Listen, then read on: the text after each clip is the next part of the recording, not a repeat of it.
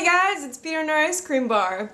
So today I'm doing a tag by KohakuCreations, I think. And that tag is the BJD Story Time Tag. So I thought I would do this to start talking about kind of the crossover world that all of my doll characters exist in when I'm doing like photo shoots or photo stories, because otherwise most of my characters are from different stories. So here we go.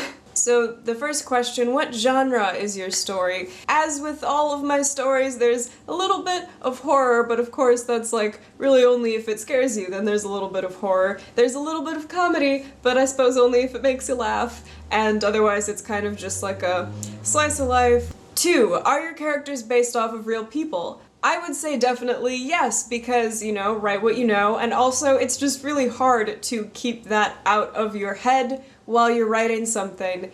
A lot of my characters are based off of other people, but I also think that a lot of my characters come from, you know, are based off of me and different like phases I've gone through in life. That being said, I don't really base my characters off of anyone specifically. It just is something that I think is impossible to keep from seeping into your stuff.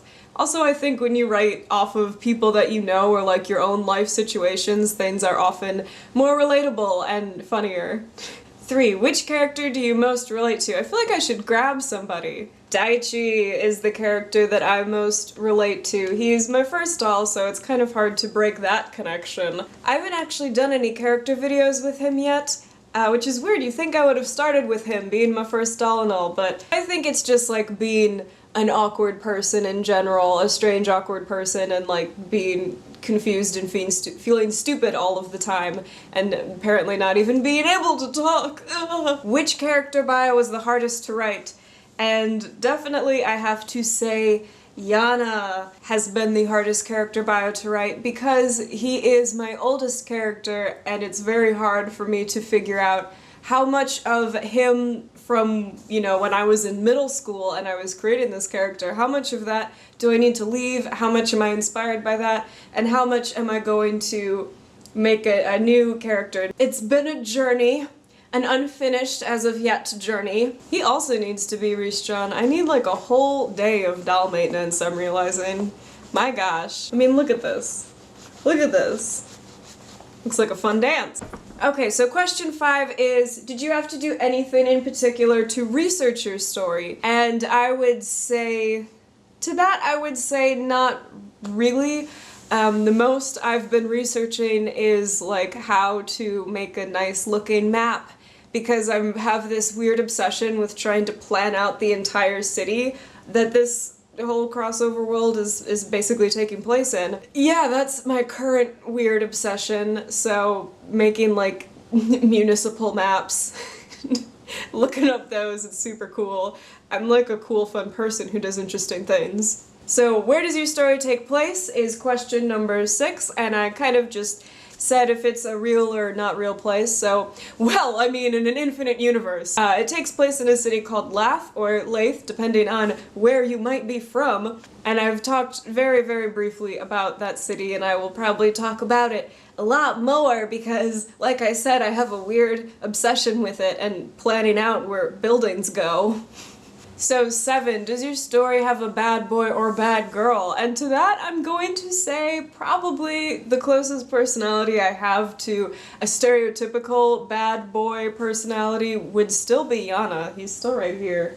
Oh look, he's back! And really the only reason I say that is because he's got like commitment issues, but he's not a bad person. He's not like, I'm gonna go smoke a cigarette in front of a child and ride my motorcycle down to the bar. I don't know, what do bad boys even do nowadays? Are there couples in your story? Oh my god, the sun! Oh, it hasn't been sunny in like a month! Holy shit! Ah! Sun! It didn't die! Okay, I'm not gonna bring them out because Stefan doesn't have a body right now, but Casper and Stefan, I'm sure I have a picture of them I can show you somewhere.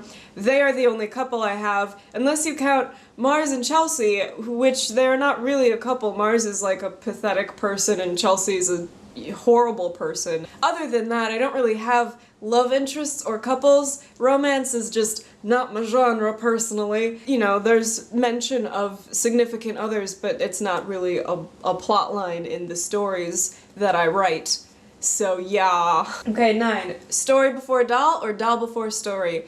Definitely, it's very varied. So I guess to this question I'm just going to say yes. Yes to everything. Number 10. Whose story influenced you to write your story or join the hobby?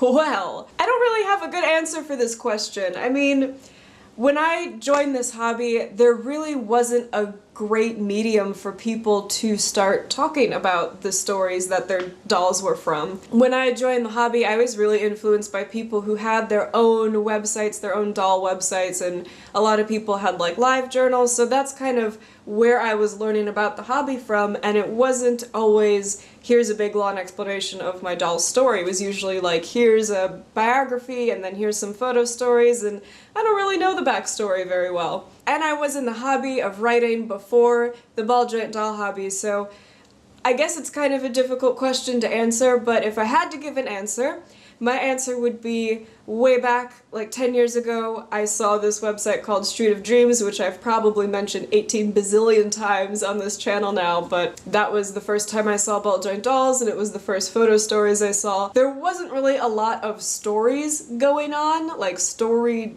happening, no, not really, but I really liked it, and I liked the interaction of the, like, sculpture things. This is a very rambly answer to a question, and it's not even a very good answer, so I'm gonna stop now. Whose crew would you cross over with? God, I have no idea, and here's my thought. I have no idea who would want to cross over with my particular dolls, because I always feel very self-conscious about the fact that so many other owners have these very beautiful visual dolls, and mine, I'm trying to make them look like my characters in stories, and they're mostly normal looking people. And so I often feel weird because, like, my collection is not the most shockingly, strikingly visual thing in the world. So I'm like, I have no idea who would even want to do like a crossover thing. And also, what would we do?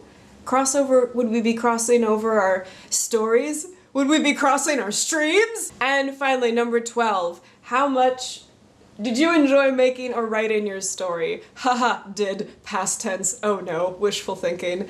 But I do really enjoy it. I think it's a ton of fun. It was one of the main reasons I wanted to be in this hobby. I feel like my earring is stuck in my hair. But yeah, I think it's one of the most fun things that you can do with this hobby and that I like to do with my dolls. And it's just a super ton of fun. So that was my little intro to my crossover world. I didn't really talk about it that much, but it was still fun to do a tag anyway. Yay, fun times! Thank you guys so much for watching. Thank you to KohakuCreations for making this tag. It was a lot of fun, and I will talk to all of you guys later. Thanks!